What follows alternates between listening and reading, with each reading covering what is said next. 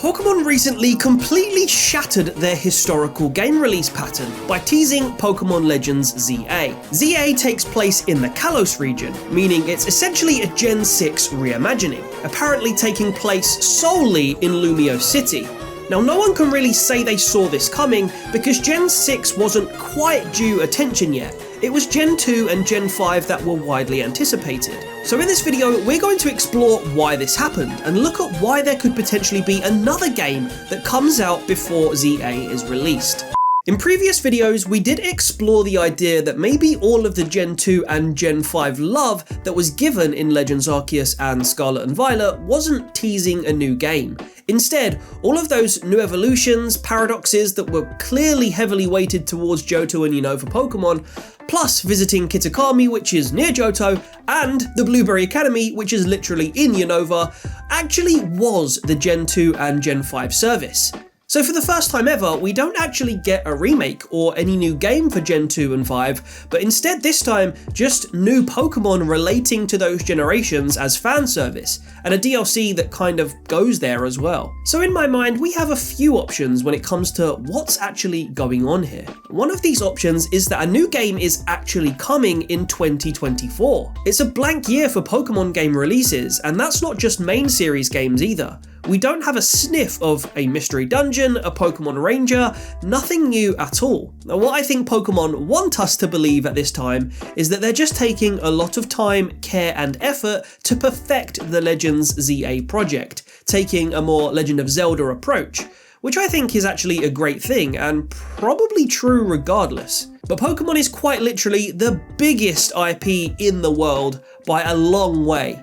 Any media franchise you can think of, Star Wars, Harry Potter, Marvel, DC, Pokemon has them all outgunned when it comes to gross profits, massively. They're the franchise gods, and what this enables them to do relatively easily is segment their staff into teams that work on different projects. For us, Legends Arceus, BDSP, Scarlet and Violet all came out in relatively quick succession, but in reality, these projects seem to all be worked on by different teams.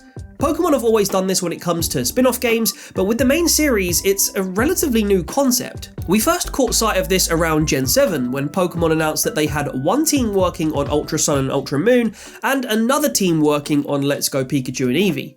And ever since, it's been clear that each main series game has been worked on by largely different teams.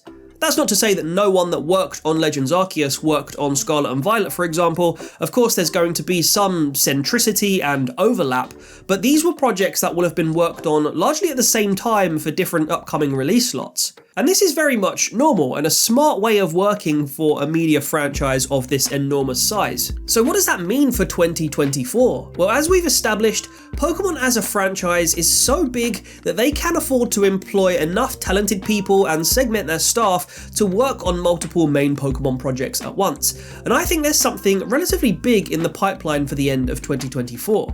And there is some evidence to support this. Honestly, if this does happen, this could be any number of projects. There are a few possibilities that come to mind, but I think there are two clear likely candidates at the moment. Firstly, maybe we really are getting Johto or Unova remakes as per the historical pattern of remake releases. And there is another idea I have that seems pretty logical that I'll get into at the end of the video. But whatever this 2024 project might be, Pokemon seem to have just registered a new company that might be related to it, and to future Pokemon games. As we know, BDSP marked the first time in Pokemon history that Game Freak actually allowed another developer to produce main series faithful remakes of one of their legacy titles. And despite how you might feel about BDSP, it sold really well. And most people actually like the fact that it exists as a modern way to play the beloved Gen 4. You can almost look at this as ILCA's first attempt at making a Pokemon game whilst being trained by the Game Freak OGs. If you look at it logically, Satoshi Tajiri, Ken Sugimori and Junichi Masuda, who are the main creators of Pokemon and responsible for it being the monster that it is today, they're approaching 60. And whilst I think they will continue to be executives and produce future Pokemon games for years to come, they do need to train up apprentices and make sure that there are younger people that can faithfully and authentically make the kinds of decisions that they would in future, when they may no longer be a part of it. And whoever takes those mantles needs to have good experience. They need to spread their influence as broadly and as widely as they can do so that Pokemon is future-proof. And so, training ILCA up to be able to produce an entire Pokemon game is exactly that. It's, hey, let's develop another wing of the Pokemon company so that we can make more games in future. And recently, Pokemon actually created a new subsidiary called Pokemon Works, with these guys as the directors. And guess what? It operates in the same building as ILCA. So, in future, you're going to see Pokemon titles produced by Pokemon Works, which most likely is a combination of ILCA employees that worked on BDSP and Pokemon Home, and Game Freak employees. Essentially, a new arm of the Pokemon company that will support and produce future Pokemon games. So, sometimes you'll get a main series game produced by the OG Game Freak, and other titles will be produced by Pokemon Works. At least that's the operating theory. Now, this could be a PR move to psychologically make us feel like new games aren't produced by ILCA after the backlash that BDSP got, but I think the most likely scenario is that new generations, Gen 10, Gen 11, and so on, will still be produced by Game Freak, and probably Legends games too. And then Pokemon Works may have been established to produce more modern takes on legacy titles, so any future faithful remakes or reimaginings like we saw with new Pokemon Snap and Mystery Dungeon DX, for example. But again, this is just guesswork. But what about the 2024 games? Well, I think we have two scenarios.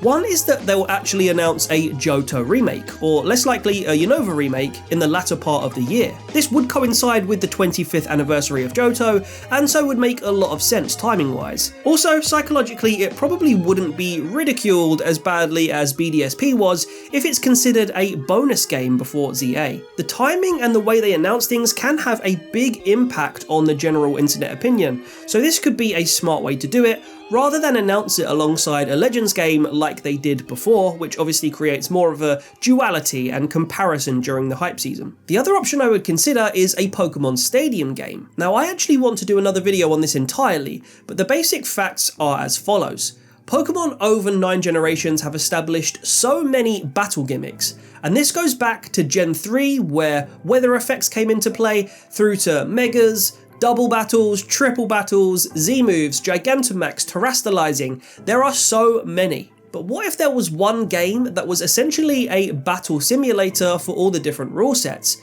enabling you to tap into anyone you want, and featuring perhaps real-time events that focus on certain rule sets, a little bit like Pokemon Go's battle events right now. And the reason I think this could make a lot of sense is because of ILCA.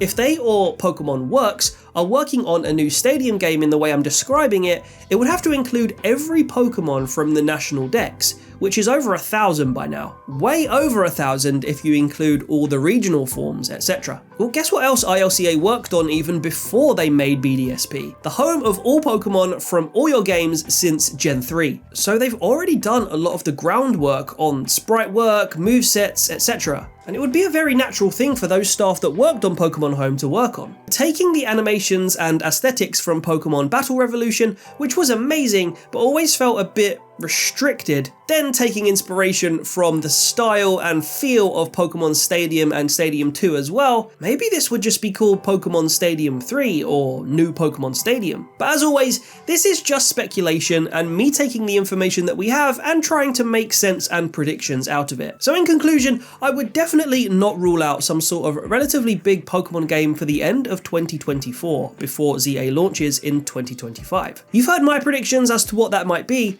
so let me know yours in the comment section and any other thoughts that you might have. I hope to see a lot of you along for my Tuesday and Friday streams, and until then, see you next time. Love you, gang.